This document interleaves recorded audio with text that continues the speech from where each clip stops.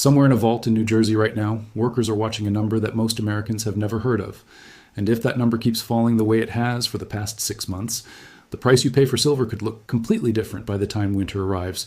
Right now, silver is sitting at a level that could determine what happens next. And this isn't about hype or some influencer predicting the next big rally. Three forces are colliding at the same time. China is tightening its grip on silver exports, physical metal in American vaults remains under pressure, and the Federal Reserve is still divided over where interest rates go next. If silver breaks higher from here, the move could accelerate quickly. If it fails, the reversal could be just as violent. And the uncomfortable part is that both outcomes are already sitting on the table. By the end of this video, you'll understand what's happening beneath the surface, why this level matters, and why the next few weeks could be more important than most investors realize. If you're interested in money, investing, gold, silver, and protecting your financial future, subscribe to Money Insights and like this video, because every week we break down the biggest financial stories in simple English. Here's where things stand. As of this week, silver is trading in the mid-60s per ounce, and depending on the exact day, that number has been bouncing between roughly $64 and $66. That may sound like just another price on a screen, but consider this. A year ago, silver was trading for less than half of that. Some measures show it up somewhere around 60 to 70% compared to this time last year. That is not a normal move for a metal that, for most of modern history, barely made headlines at all. But here's where everything changes. Silver isn't just sitting near a high price. It's sitting near what chart analysts call a critical resistance zone, a price ceiling where, historically, sellers have stepped in and pushed the market back down. Multiple analysts have pointed to the $68 to $72 range as the next major wall. If silver can close decisively above that zone, some technicians believe the path opens toward much higher prices. If it fails, if buyers can't hold the line, many of the same analysts warn of a pullback that could send prices tumbling back toward the high 50s. In other words, silver is standing at a fork in the road. And nobody, not even the most experienced traders on Wall Street, can promise you which direction it takes next. Almost nobody noticed this, but the story of why silver got here doesn't start with speculators buying futures contracts. It starts with something far more physical, with actual bars of metal sitting in vaults and a number that has been quietly shrinking for more than a year. Let's talk about COMEX. If you've never heard that word before, think of it as one of the world's major marketplaces for silver futures. Contracts where traders agree to buy or sell silver at a specified price for future delivery. Most of those contracts never end with someone walking away with a silver bar. They're settled or traded without physical delivery. But behind the contracts sits a physical inventory of silver held in a network of exchange-approved vaults, and that inventory is what matters when buyers actually demand delivery. And here's the part most people miss. Inside those vaults, silver is divided into two categories. There's eligible silver, metal that meets the exchange's quality standards but isn't earmarked for anyone. And there's registered silver, a metal that has a warrant attached to it, meaning it's ready to be delivered the moment someone demands it. Registered silver is the metal that actually backs the promises being made every single day on the exchange. Back in February of this year, registered silver at COMEX dropped below 90 million ounces, a level analysts had been watching nervously for months, because it represented a nearly one-third decline from where the number stood just a few months earlier. To put that in perspective, imagine a bank that suddenly noticed nearly a third of the cash in its vault had walked out the door in a matter of months. That's the kind of shift that started to unsettle people who track this market closely. Now here's a twist that even seasoned traders didn't fully see coming. By early August of this year, registered silver had actually climbed back up to somewhere around 99 to 100 million ounces. On the surface, that sounds like relief. The vaults are refilling. Crisis averted. But dig one layer deeper and the picture gets more complicated. Total inventory across both registered and eligible categories, once well above 500 million ounces at points in recent years, is now sitting closer to 330 to 335 million ounces. The refilling of the deliverable pile has come largely by converting eligible silver into registered silver, not by bringing brand new metal into the system. Which means the total cushion of physical silver backing this entire market is still meaningfully thinner than it used to be, even if one specific number looks healthier than it did in February. Why should any of this matter to someone who has never traded a futures contract in their life? Because this vault system is the plumbing behind every silver price you see quoted anywhere, in a coin shop, in an ETF, in a jewelry store. When the plumbing gets strained, prices can move in ways that catch ordinary investors completely off guard. History tells a very different story about why silver is disappearing from these vaults in the first place, and it has almost nothing to do with Wall Street speculation. Silver isn't just a shiny metal people buy for coins and jewelry. It is one of the most electrically conductive materials on Earth. which makes it essential for solar panels, electric vehicles, 5G networks, and the enormous data centers now being built to power artificial intelligence. According to the Silver Institute, the organization that tracks global supply and demand for this metal, the world has now used more silver than it has mined for what may be the 6th consecutive year in 2026, with a cumulative shortfall over the past several years, reportedly exceeding 800 million ounces. That's roughly equal to an entire year of global mine production, simply gone, absorbed in industries the world now depends on. Think about what that means for a young family trying to plan their future, or a factory worker whose paycheck depends on the demand for the very products silver goes into. This isn't an abstract commodity story. It's a supply chain running increasingly thin on a material that modern life quietly depends on, for the electricity in your home, the car in your driveway, and the phone in your pocket. But the deficit alone doesn't fully explain why prices have accelerated so sharply this year. For that, we have to go to Beijing. Starting January 1st of this year, China put new export controls on silver into effect, requiring companies to obtain special government licenses before shipping the metal overseas. Only a small number of firms, reportedly around 44, qualified, and they had to meet strict requirements, including a minimum production capacity. Chinese officials reportedly described the move as elevating silver from an ordinary commodity to what they called a strategic material, placing it on the same regulatory footing as rare earth elements, which China has restricted before in moments of geopolitical tension. This tiny detail changes everything about how we should think about silver's price action this year. China isn't just a buyer of silver, it also controls a large share of the world's silver refining capacity. So when Beijing tightens the exit door for silver leaving the country, it doesn't just affect Chinese silver, it tightens the entire global supply chain because so much of the world's refined silver passes through Chinese facilities before it ever reaches a jewelry counter, a solar factory, or a comics vault. And then came a twist nobody expected. Even while restricting silver leaving the country, China's own silver imports reportedly hit a record in March of this year. The same nation tightening the outflow of silver was simultaneously pulling in more of it than ever before. Some analysts have described this as a 3-move sequence. Export licensing in January, record imports in March, and reported new restrictions on sulfuric acid exports beginning in May, a chemical used heavily in copper mining that, as a side effect, also happens to produce a significant share of the world's newly mined silver as a byproduct. Roughly 70% of newly mined silver reportedly doesn't come from silver mines at all. It comes as a byproduct of mining copper, lead, and zinc. So restricting a chemical used in that mining process can squeeze silver supply without China ever mentioning silver by name. Chile, the world's largest copper producer, has been flagged by analysts as particularly exposed here, given how much of its copper leaching process depends on imported Chinese sulfuric acid. If that supply chain gets disrupted, the ripple effects wouldn't just hit copper, they would tighten the silver market even further. Now, here's a reality check, because it's important not to get swept up in pure alarm.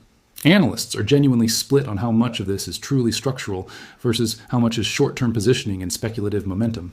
Some market commentators have pointed out that silver's rally has at times taken on characteristics of what they call a meme trade, where retail enthusiasm can push prices well beyond what physical supply and demand alone would justify. Others argue the opposite.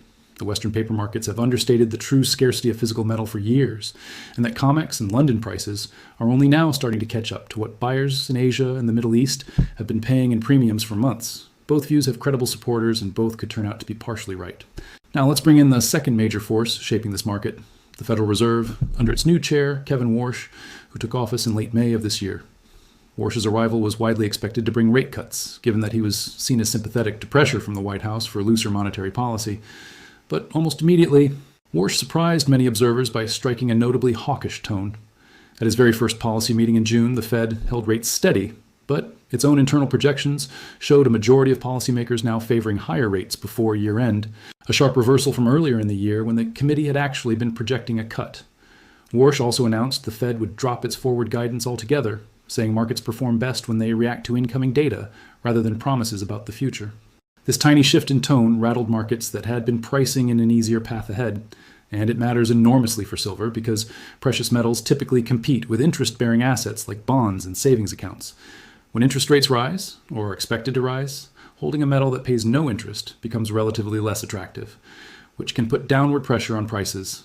When rates fall, or are expected to fall, the opposite tends to happen. Now here's an unexpected statistic. The latest inflation report showed consumer prices rising just 0.1% for the month, while annual inflation cooled slightly to 3.4%. On the surface, that sounds like good news. But underneath the headline, the picture was less comfortable. Shelter costs were still responsible for roughly 2/3 of the monthly increase, while inflation-adjusted wages continued to lose ground. So for millions of Americans, inflation may be cooling, but the cost of living hasn't suddenly become easy. Rent is still expensive, groceries still cost more, and a paycheck that buys less than it did a year ago doesn't feel like an inflation victory at the kitchen table following that report. Market expectations for a September rate hike from the Fed actually eased, with pricing dropping to roughly a 1 in 3 chance from over 50% just a week earlier. That single data point, softer than feared inflation, took some of the immediate pressure off metals like silver because it reduced fears of aggressive near-term tightening. But Warsh's broader stance over the summer and the Fed's own hawkish, leaning projections mean the path forward is genuinely uncertain.